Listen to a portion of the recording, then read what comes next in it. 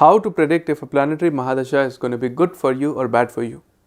So, of course, there is a way to understand beforehand if you are about to begin a planetary Mahadasha, whether it's going to be positive or Benefic Mahadasha, or it's going to be negative and a Malefic Mahadasha.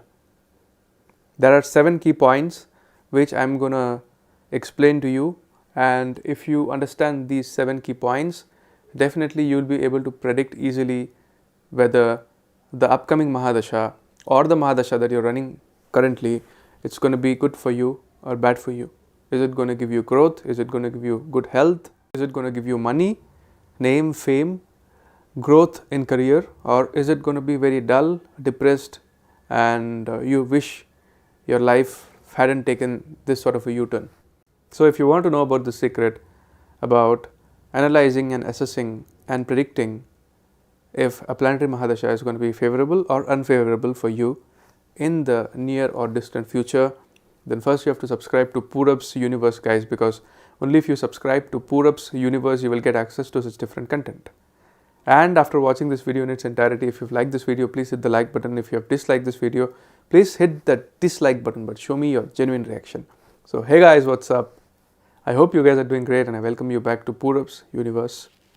Let's straight away jump into this topic and let me give you my take and analysis on this topic. So there are 7 checkpoints, right? And I'll be explaining these 7 checkpoints, and if the planet whose Mahadasha you're about to begin or you're running falls under this 7 checkpoints, then definitely your Mahadasha is going to be good or bad respectively. The first point is that you have to check if the planet is placed in its exaltation or in its Mooltrikona sign or in its own sign, either in the Lagna chart or the Navamsha chart, right? If the planet is exalted in the Lagna chart and let's say debilitated in the Navamsha chart, then it becomes a deal breaker. And similarly, if the planet is exalted in the Navamsha chart but debilitated in the Lagna chart, then still it's fine because the Navamsha chart is the foundation.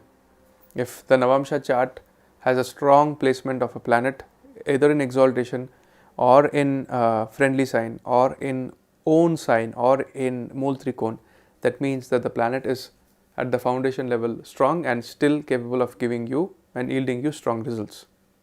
Simple, guys. The next point is that you have to check if the dispositor of the Mahadasha Lord is well placed.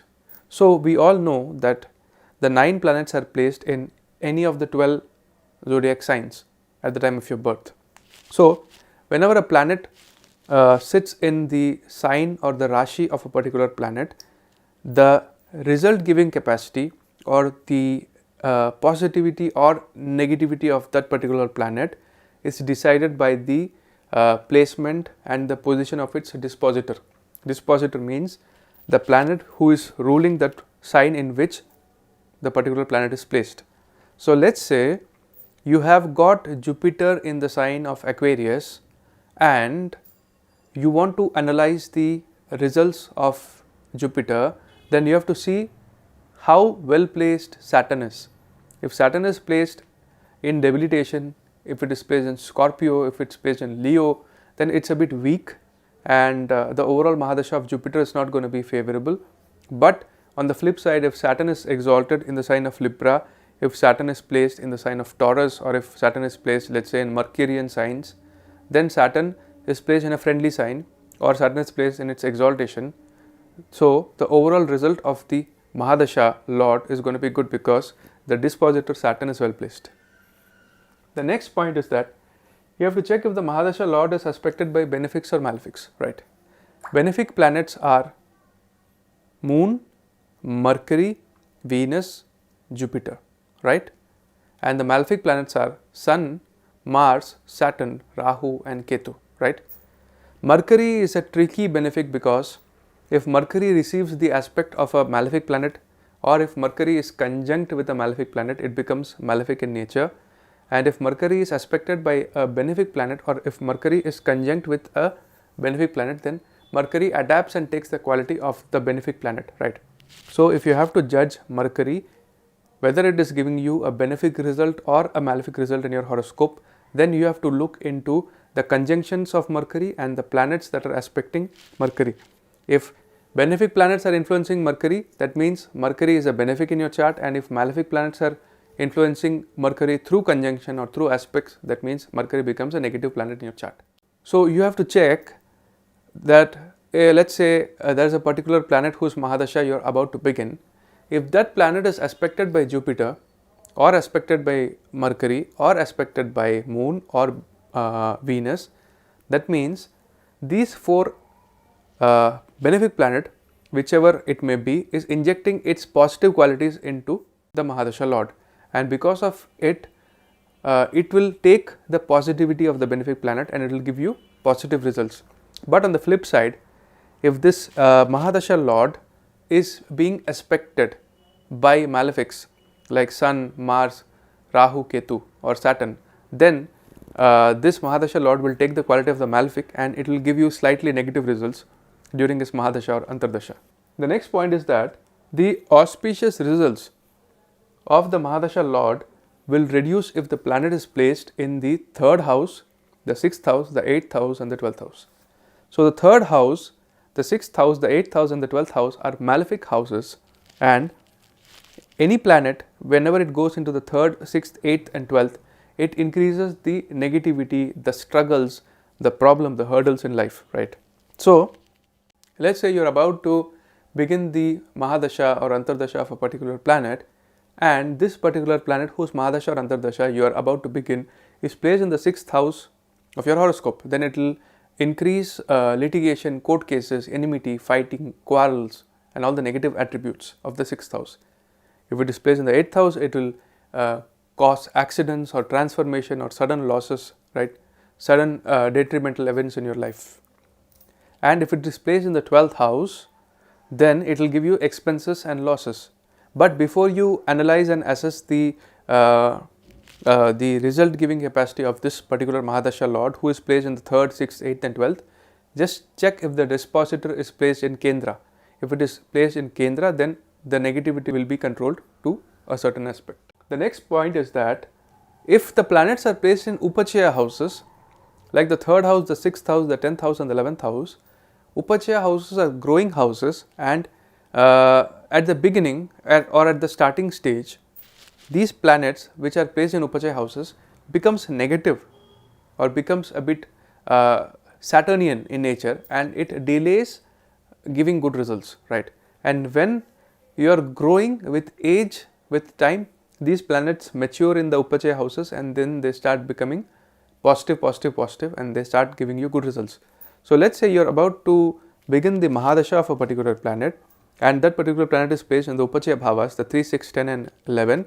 That means initially you will not get such great results during the Dasha or Antardasha of that particular planet who is placed in the Upachaya bhava, but slowly with time, let us say in a period of 5 years or 6 years or 10 years, this negativity is going to get converted into positive, and you are going to grow, you are going to get some positive results out of it. The 6th point is that you have to check in which nakshatra your planet is placed, and you have to understand the plus or minus of the dispositor of the Nakshatra Lord. So, let us say you have got a placement of Mars in Punarvasu Nakshatra. So, you have to first identify which particular planet is ruling Punarvasu Nakshatra. So, Jupiter rules Punarvasu Nakshatra, then you have to find out the dignity and placement of Jupiter in your horoscope.